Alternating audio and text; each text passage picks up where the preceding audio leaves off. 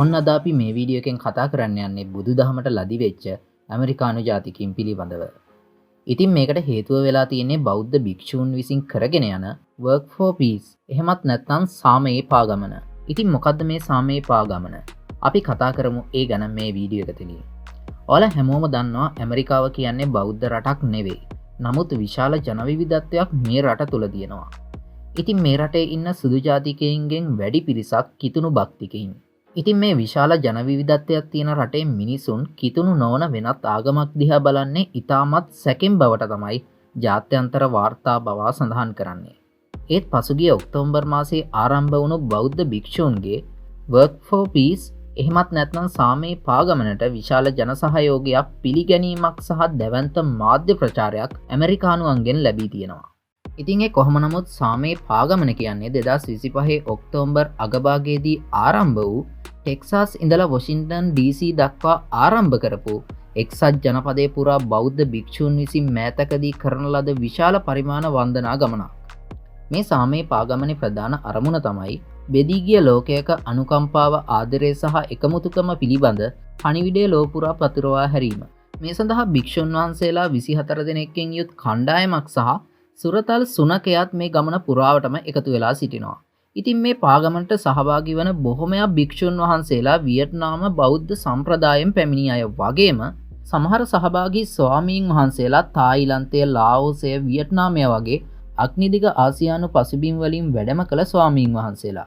ඉතින් මේ ස්වාමීන් වහන්සේලා සහ බලු සුරතලා සැතපුම් 2300ක් දුර මේ සාමයේ පාගමන තවමත් ගමන් කරමින් සිටිනවා. ඉතින් ඒ කොහොම නමුත් මේ භික්ෂුන් වහන්සේලා සමග ආලෝක කියන මේ සුරතලා මේ ගමනට එකතු වෙන්නේ මීට පෙර උන්වහන්සේලා ඉන්දියාවේදී සිදු කළ දින 100ක පාගමනකදී. එවක නාදුනන කඩමන්ඩියක වීදි සුනකයෙකු වූ මේ සත්වයා මේ භික්ෂුන් වහන්සේලා සමග ස්ථිර විශ්වාසයකින් යුතුව ගමන් නරඹනවා. භික්ෂුන් වහන්සේලාගෙන් ලැබුණු ආදරය සහ කරුණාව වැළඳගත් මේ සුනකයා ලෝකයට ආදරය කරුණාව බෙදා දෙන ගමන් මගේ කොටස්කරුවෙකු වෙන්න තීරණය කරනවා. එතනින් නොනවතුන මේ සුනකයා ස්වාමීන් වහන්සේලා සමග සිටමින් උන්වහන්සේලා සමග ඇමරිකාවේ work for peace නොහොත් සාමයේ පාගමන සමග එකතු වෙනවා. මගදිග හමුවන වැසියන්ට භික්ෂූන් ලබා දෙන දයාව කරුණාවට අමතරව මේ සත්වයා ඇමරිකාව පුරා සිටින දරුවන්ගේ සහ පවුල්වල මුහුණු සිනහවෙන් ආලෝකමත් කරන්නට හැකි වී තිබෙනවා. භික්ෂූන් වහන්සේලා විසින් මේ සුනකයාට ආලෝක ලෙස නම් තබා තිබෙනවා. ආලෝක ලෙස නම් තබන්නේ ඔහුව දැකීමෙන් මගදිග සිටින මිනිසුන් විඳින ප්‍රහර්ෂය නිසාමයි. මේ ගමනේදී භික්ෂුන් වහන්සේලා ගමන් කරන ගමන් මගේ පෙරමුණෙන්ම ගමන් කරන්නේ ආලෝකයි. මේ දිනවල ඇමරිකාවේ ආලෝක කොතරම් ජනප්‍රියද කියනවා නම් ආලෝක වෙනුවෙන් මේ වෙද්දි Instagram, Facebook ගිණුම් පවා ආරම්භ වෙලා තියෙනවා. මේ වෙද්දි work for peace නමින් තියෙන Facebook ගිණුමට followers ලා මිලියනයකට වඩා එකතු වෙලා තියෙනවා. ඒ වගේම ආලෝකගේ සෞඛ්‍ය තත්ත්වය සහ යහපැවැත්ම වෙනුවෙන් මේ කණ්ඩායම ගමන් කරන මග දිගේ පසු වෛද්‍ය කණ්ඩායම් සහභාගී වී සිටින්නේ ස්වේච්ඡාවෙන්මයි. දිනපතා ගමන අවසානයේ භික්ෂුන් වහන්සේලා නවාතැන් ගන්නා කූඩාරම් වෙත එන පශු වෛද්‍ය කණ්ඩායම ආලෝක නාවා කවා පොවා පිරිසිදුකට ඔහුට අවශ්‍ය සියලුම සත්කාර පිරිනමනවා.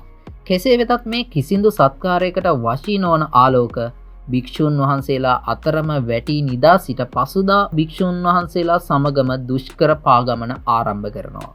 ආදරය සහ විශ්වාසය සමග තිරිසනෙකුට කොපමණ දුරක් යන්න පුළුවන්ද? මේ තමයි හොඳම උදාහරණය.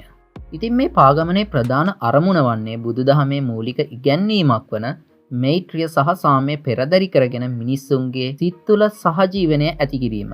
ඉතින් මේ ලෝක සාම පාගමනට බෞද්ධ භික්ෂුන් වහන්සේලා පමණක් නෙවෙයි අනෙකුත් ආගමික පූජකවරුන්ද මෙයට සහාය දක්වා තිබෙනවා. මාර්ගයේ දෙපස ජනතාව කිසිදු ભેදයකින් තොරව පාගමනට සහභාගී වූවන්ට සංග්‍රහ කිරීම සහ ගෞරව කිරීම සිදු කරනවා. ඒ වගේම සමාජයේ අසාධාරණයන්ට එරෙහිව කෑකෝ නොගසා නිහඬව සංවර ගමන් කරමින් ආදර්ශයක් සපයනවා.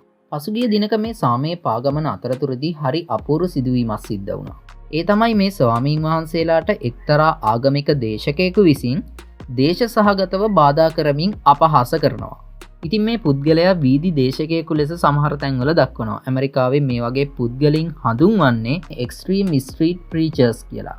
ඔවුන් බොහෝ විට කරන්නේ පොදු ස්ථානවල හෝ වෙනත් ආගමික පෙරහැරවල් පවතින ස්ථානවලට ගිහිල්ලා තමන්ගේ ආගමික මතය ඉතා දැඩි සහ රළු ලෙස ප්‍රකාශ කිරීම සිදු කරනවා. මේ වගේ පුද්ගලින් බොහොමයක් දැඩි මතධාරී ක්‍රිස්තියානි මූල ධර්මවාදීන්. ඉතින් ඔවුන් විශ්වාස කරන්නේ ඔවුන්ගේ ආගම හැර වෙනත් ඕනෑම දර්ශනයක් අදහන පුද්ගලයින් පෞකාරයන් බවත් ඔවුන් අපායට යන බවත් ඔවුන් විශ්වාස කරනවා.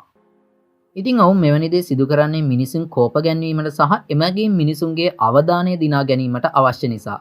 ඒ වගේම ඔවුන් මේවා වීඩියෝ කර සමාජ මාධ්‍ය වෙත දැමීමට කටයුතු කරනවා. හැබැයි මෙතන ලස්සන සිදුවීම තමයි බෞද්ධ භික්ෂූන් වහන්සේලාගේ ප්‍රතිචාරය. මේ අවස්ථාවේ ආගමික දේශකයා පුවරුවද්ද රැගෙන මෙහෙම කෑගසා පවසනවා. පසුතැවිලි වන්න. ඔබ කළ පව් ගැන පසුතැවිලි වන්න. ඔබ ඔය යන්නේ කෙලින්ම අපායට. දෙවියන් වහන්සේ වෙතට ඇති එකම මාර්ගය මෙයයි. ජේසුස් වහන්සේ වෙත හැරෙන්න නැත්නම් ඔබ අපායේ දැවි විනාශ වේවි යනුවෙන් පවසනවා. ඒ වෙලාවේ ස්වාමින් වහන්සේ කරුණාවෙන් පවසනවා මම ඔබට ආදරේ. මම ඔබට හදවතින්ම සුවපත් බව ප්‍රාර්ථනා කරනවා. ඔබ සතුටින් ඉන්න. ඔබ සාමයෙන් ඉන්න. එසේ කියද්දි දේශකයා මොනවා ඔබ මගේ පණිවිඩයට ආදරේ? මම මේ කියන්නේ ඔබ අපායට යනවා කියලා. ඒ වෙලාවේ නැවත වතාවක් ස්වාමීන් වහන්සේ පවසනවා ඔව් ඒ වගේම මම ඔබට ආදරේ. මම ඔබට හදවතින්ම සුවපත් බව ප්‍රාර්ථනා කරනවා. ඔබ සතුටින් ඉන්න. ඔබ සාමයෙන් ඉන්න. ඒ වෙලාවේ නැවත වතාවක් දේශකයා පවසනවා ඔබ ඔය වැරදි මාර්ගවලින් ඉවත් වෙන්න. අපේ දහම විශ්වාස කරන්න. ඒ වෙලාවේ ස්වාමීන් වහන්සේ නැවත වතාවක් කියනවා ඔබට ආශිර්වාද වේවා. ඔබටත් ඔබගේ පවුලේ සැමටත් සාමය උදා වේවා. ලෝකයේ සියලු සත්වයෝ සුවපත් වෙත්වා. එසේ කියමින් ස්වාමීන් වහන්සේ සියලුම දෙනා සමග නැවත ගමන ආරම්භ කරනවා. වෛරය පිරුණු අදහස් හමුවේ උගද භික්ෂුන් වහන්සේගේ හික්මීම සහ මෛත්‍රිය කෙතරම් ප්‍රබලද යන්න මේ සිදුවීමත් එක්ක ලෝකයටම ඔප්පු වෙනවා. තමන් අපායට යන්නේයි ශාප කළ පුද්ගලයාට උන්වහන්සේගේ පිළිතුර උනේ මම ඔබට ආදරෙයි. ඔබ සුවපත් වේවා යන්නයි. කොහොම නමුත් මේ දෙබස අවසානයේදී මේ දේශකයා නිහඬ වෙනවා. ඒ වගේම අවට සිටි විදේශිකයින් පවා පුදුම වෙන්නේ උන්වහන්සේගේ ඉවසීම පිළිබඳව.